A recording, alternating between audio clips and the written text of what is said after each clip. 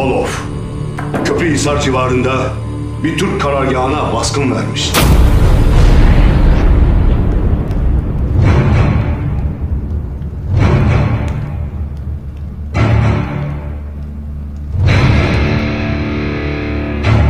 Durum vahim.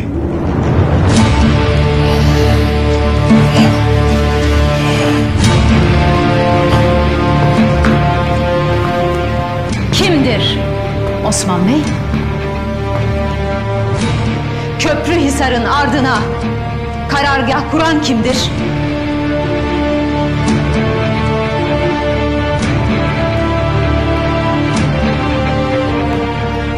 Karargah da benim, hüküm de benim. Kimin kellesinin düşeceğine gayrı ben karar ver.